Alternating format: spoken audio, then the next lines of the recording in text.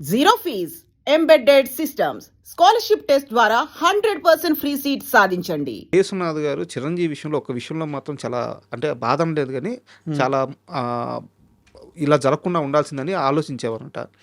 చిరంజీవిని ఒక ఇమేజ్ చట్టంలో చుట్టేశారు, ఒక స్టార్ అని చెప్పేసి అతని చుట్టూ ఒక చట్టంలో చుట్టేశారు. గొప్ప నటుడయ్యా, బట్ ఆయన అన్ని సినిమాలు చేయలేడు ఇప్పుడు, ఇది నిజంగా దురదృష్టం అని చెప్పి చాలా ముందు దగ్గర చెప్పేవారంట విశ్వనాథ్ గారు. అదే అండి, నిజమే అండి అది. ఎందుకంటే ఆయన ఎప్పుడు అనేవారు ఆయన మంచి నటుడు, గొప్ప నటుడు ఆయన. చాలామంది అదే అంటే మీరు అన్నట్టు ఆ చట్టంలోనే ఉంచేశారు ఆయన్ని. అప్పుడు ఇమేజ్ అంటారు అదే అది. బట్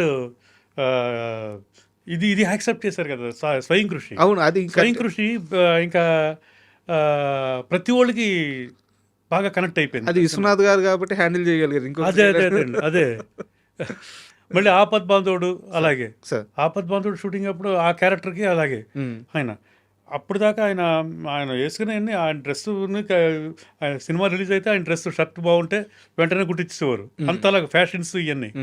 ఈ సినిమాలో డీగ్లామరైజ్డ్ క్యారెక్టర్స్ రెండు. అవును అవును, స్వయం కృషి కానీ ఆపద్ బాంధవుడు కానీ.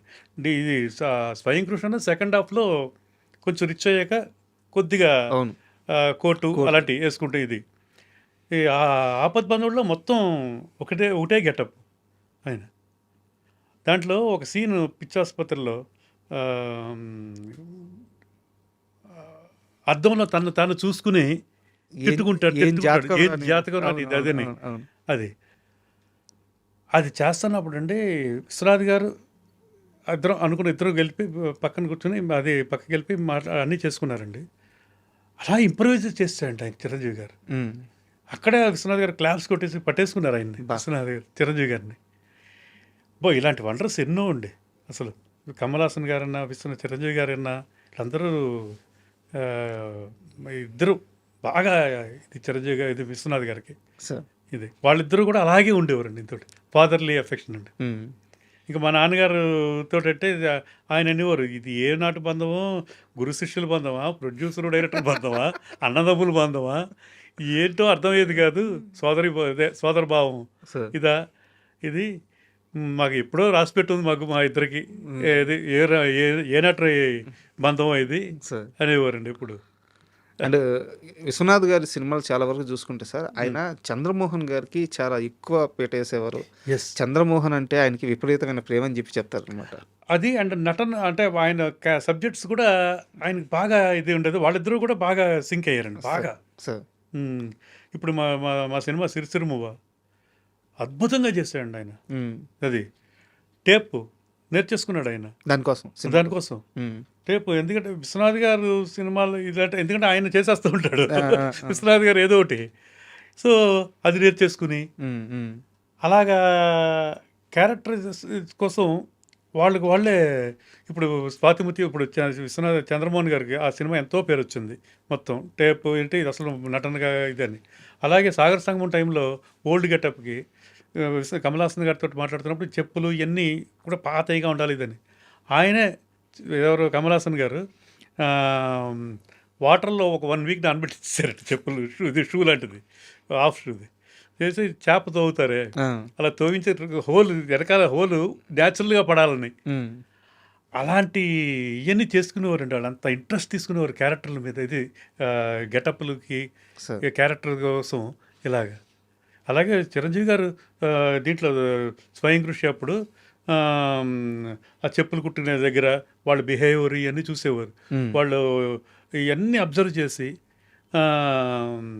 ఈయన దాన్ని ఇది చేసుకునేవారు మొత్తం పర్ఫార్మెన్స్లో. ఇది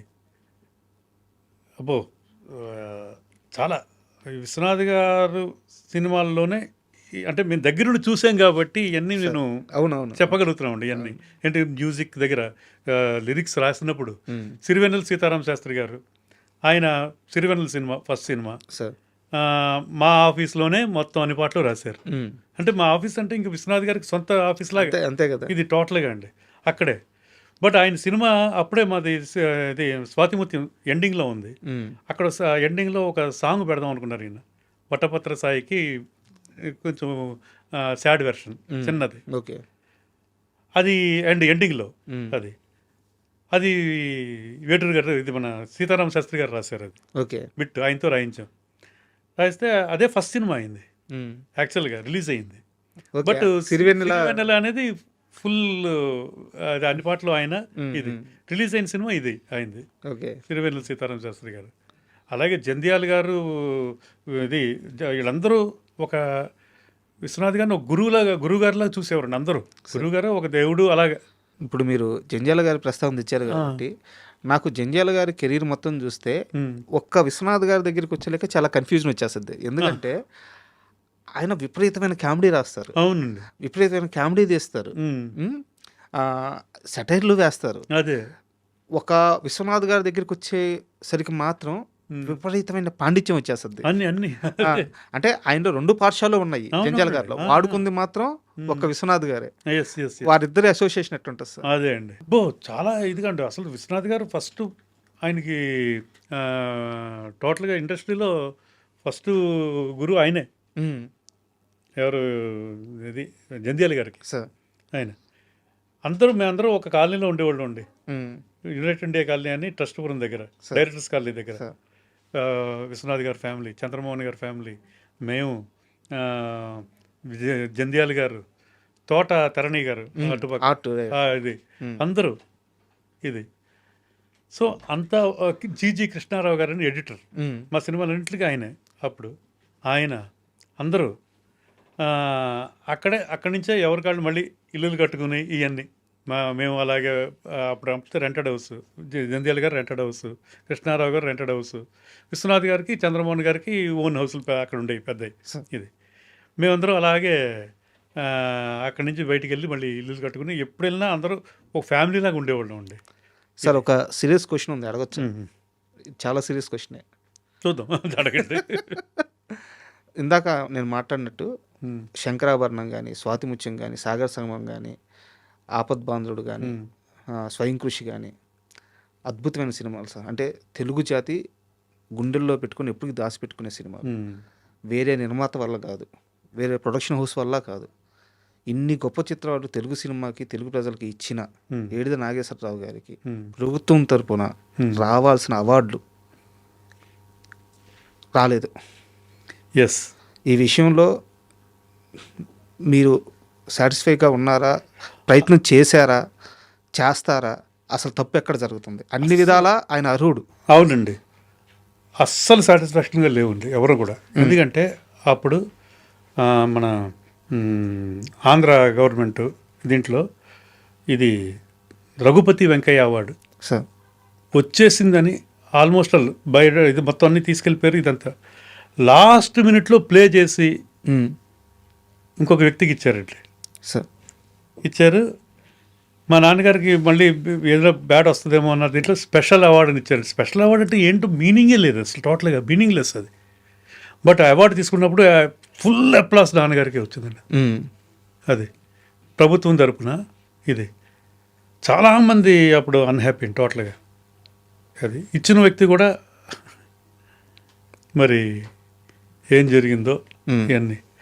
సో అలాంటి అవార్డ్స్ మనకు వద్దు. ఇది దాదాసాహెబ్ ఫాల్కే అవార్డు అయితే మాత్రం లాస్ట్ 3లో ఉన్నారు నేను. ఓకే. నాన్నగారు, ప్రాణ్ గారు అండ్ అది బెంగాల్ పెద్ద ఆర్టిస్ట్ అండి ఆయన. దానికేమో 5 ఓటింగ్లు ఉంటాయంటండి అది టోటల్గా లాస్ట్కి వచ్చేటప్పటికి. ఆ దీంట్లో బెంగాల్ ఆయనకు వచ్చేసింది అనమాట. సో ఆయన ఉండగానే ఇది మిస్ అయింది అనమాట. ఇది దాదాసాహెబ్ ఫాల్కే అవార్డు. బట్ ఎన్నో గొప్ప గొప్ప పదవులన్నీ చేశారు ఈయన. నేషనల్ అవార్డ్స్ చైర్మన్గా, ఫిలిం ఫెస్టివల్, అదే ఇండియన్ పనోరమా దానికి, అండ్ స్టేట్ అవార్డుకి ఒకసారి చైర్మన్గా, అండ్ సౌత్ ఇండియన్ ఫిలిం ఛాంబర్కి 3 సార్లు సెక్రటరీగా, ట్రెజరర్, ఇలాగన్నీ మంచి మంచి పదవులు ఇవన్నీ చేశారండి.